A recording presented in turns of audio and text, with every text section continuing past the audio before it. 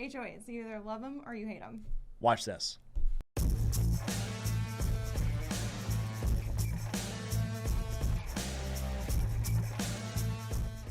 Hey everyone, I'm Samantha with Aspire Realty Group, and this is Justin. Today we're going to talk about homeowners association. Yeah, so obviously, what the heck is an HOA, also known as a homeowner association? So we wanted to get on here, provide you some information on the do's and don'ts of HOAs, as well as kind of what do they do. I know we get that a lot with some of our buyers. Of kind of like what do they do? What enforcement rules do they have? And so obviously, I want to provide you guys some education on kind of what entails with all of that. So Samantha, why don't you kind of pop into some of our do's and don'ts for HOAs? Yeah. So some of the do's is the first is read what they are about. Make sure it fits your lifestyle. Some HOAs are really restricted. Others are a little bit more loose. So if you have like a big boat or an RV and you want to park it in your driveway, some of them don't allow that. So allow for your lifestyle. Right. And when you're looking to buy a home and there is an HOA in the property, you're going to get what's called a resale certificate on an existing property or a public offering statement if it's new construction. And they're going to have the house rules along with that are also going to provide you in a title search as well, the covenants, code, and restrictions on the land as well. And so these are things to look at to determine to make sure that you are in agreement with those rules and regulations, because once you sign on that dotted line, you are now bound by those house rules and those regulations. So definitely do your due diligence, talk to your real estate expert and get that information before you sign that line. How about number dos? Number dos is making sure that you're going to be compliant with maintenance. So the outside, it could be a single family home, but you'd still be required to maintain the lawn and hedging outside. Another thing is painting. Yep. They have a big thing usually about painting certain colors, like a pink house probably wouldn't be allowed. Right. Yeah. So typically, they're going to have a color selection. They'll have a committee that approves modifications to your home, paint colors, that kind of stuff. And that way is just to kind of keep the uniformity of the subdivision of what the HOA controls. So obviously, what shall they not do? Don't go against the rules. So if you go against the rules, you will get a violation. Violations sometimes come with a fee, which you'd be required to pay, or just fix it is basically what they want. Yeah. So, every HOA is different. Some are going to be a lot more lenient. Some are going to be a lot more, heavy on the fines and whatnot. So it's important to ask your real estate experts about the HOA, maybe talk to some people who live in the association about it, right? And, like I said, as in number one, make sure that you do your due diligence of reading over the rules and regulations, right, to make sure that that property and that association does fit what you want and where you want to live. If you do get a fine from, the HOA issuing something, really what they're wanting with a fine is typically just for you to take care of the issue, right? I know for some of our clients, they'll waive the fine for your first time, or like if you're on vacation and somebody left your trash cans out, that you have a person who's coming in to take your trash out for you while you're gone or whatnot. Obviously, there are special circumstances in which, they do sometimes waive these fines. However, if you are the problem child of the HOA, I would not most likely expect them to do that. Now, obviously, I'm sure now that we've covered some of the do's and don'ts, people are really wondering kind of like, what is an HOA? An HOA kind of preserves the integrity of the neighborhood and the community and keeps that property at a good value. So if you drive through the neighborhood, everything looks nice, the trash is picked up, you don't have like a bunch of beater cars out in front. That is something that people look at when they're driving through, like, I want to live in this community. Right. So really they're there to ensure that the value and condition of the neighborhood is maintained, right? I'm sure, because you could pick the home, you just can't pick your neighbors. And I'm sure that nobody wants to live next to a junkyard, a trash pit, someone that has, a dog sled team and a tiny condo association, right? Nothing against dog mushers, but, I don't want to live next to 25 dogs. Yeah. And so there's regulations in place to protect really just kind of the livability of the subdivision as well as the value of the subdivision as well. And HOAs do have certain police powers, and they can actually start issuing a foreclosure notice on your home if shall you basically not abide by the rules of the association. So there is kind of that caveat to HOAs. Yep. But if you have any questions about an HOA, obviously, like I said, contact your real estate expert. We'll go into a few more key details of kind of how they work and how they run. And then, of course, there's also property management companies that also assist the HOAs from a different point of view as well. So Samantha, like as far as, an HOA running and how they're kind of formed and whatnot, you want to enlighten some people on that?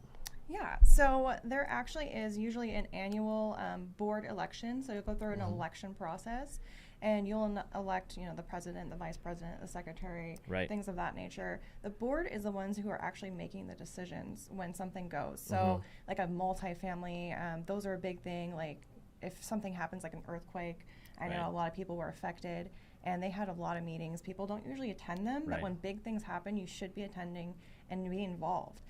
Those are the people that are going to make decisions about where you're living. Yeah, and they set a budget, stuff like that, right? Obviously, they're putting into contracts for yard maintenance, snow maintenance, right? They're the ones formulating the contracts. Who can be on the board? You have to live in the area to be on the board and be an owner. It wouldn't be like somebody's random tenant that's a hoarder that's like, we need more garage space. Like, there's a little bit restrictions to that too. Yeah, so you do actually have to own a unit in the association in order to actually serve on the board. And you are elected by people that live in the area as well. So you can't have a bunch of friends from outside the association come and elect you to to any position on board.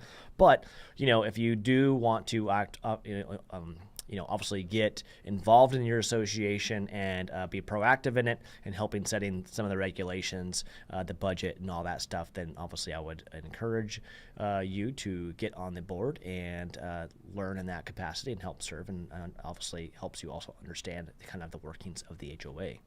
So, here in Anchorage and the kind of surrounding areas, it's pretty common for these HOAs to also have a property management company, an association management company, kind of a system. You kind of want to go over kind of what that entails? Yeah, so they'll oversee like the fixing of things, making sure things are maintained, taken care of in a timely manner. If someone's garage is broken, get somebody out there to fix it. The lawn maintenance, trash removal, snow removal, they kind of head that stuff and hire that out. So they're really kind of the management company of the HOA, right? The board basically kind of facilitates, obviously, the rule making and whatnot, and then the property management company will make sure that those contracts are being done, that the actual lawn and snow maintenance is being taken care of, and they're facilitating that. They're also facilitating the fines. So they're the kind of the point of contact if you do get a fine is the property management company, and of course you'll be provided that information on your research certificate and of course your welcome packet once you buy a home in an association. What else should a buyer be aware of with a homeowners association?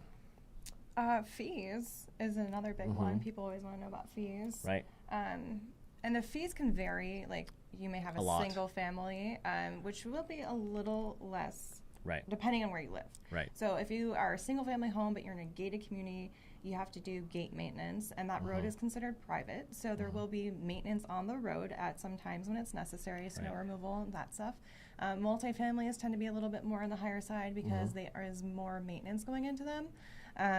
The upkeep on the outside, and then single family homes, you're doing a lot more of the maintenance yourself. They're kind of a little bit on the outside and the community area, so like the roads and stuff, they'll do snow removal, but you're kind of responsible for your own property. Yeah. So some of the kind of the common things that we see with HOAs or condo associations is really what they're going to cover is depending on if units are connected or not. Obviously, in condos, you're going to have multiple units connected to the same building.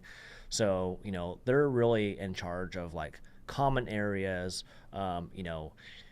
painting, roofing, a lot of the capital expense items in condominiums and whatnot. Even, if the buildings are more of a single family townhome style, they could also cover exterior maintenance and roofs and stuff like that as well. They may not. It really kind of depends on how the HOA is set up. But once, you do kind of move into more of the single family residential, zero lot lines, PUD, stuff like that, you do end up as a homeowner taking on a lot more of that maintenance yourself, and so therefore the fees decrease because the HOA has to actually cover less. So, on some of those we'll see, road maintenance or basically just like, lawn care or exterior maintenance only for the common grounds and not so much your individual yard. Obviously there's snow plowing, just the common areas or just the road, not your driveway. So stuff like that. So it's important to obviously look up the HOA, what they cover, and at what price point they're going to cover that. So. Yeah.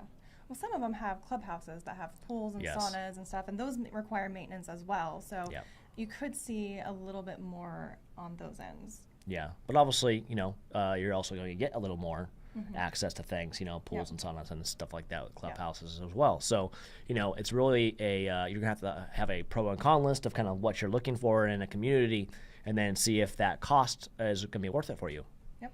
So, anything else you want to share? I think that's about it. Just making sure you read over and that it really fits your lifestyle. You don't want to move into some place and it be too restrictive for you because then you're going to be that unhappy, grumpy neighbor. I know, right? Yeah, so. Yep. Well, obviously, we wanted to share what HOAs entailed, obviously what they covered, how they were kind of run and managed, and hopefully you all enjoyed this video. And if you have any questions, make sure to drop us comments in the comment section down here. Smash that subscribe button, hit that like button, and we will see you on the next one. Thanks everyone for joining us on this video. We hope that you liked it. Smash that like button, smash that subscribe button, drop us a comments of what you guys want to see in the future. We are always checking out our comments to see what you guys want and reply to all of them. So once again, from all of us here at Aspire Realty Group, we will see you on the next one.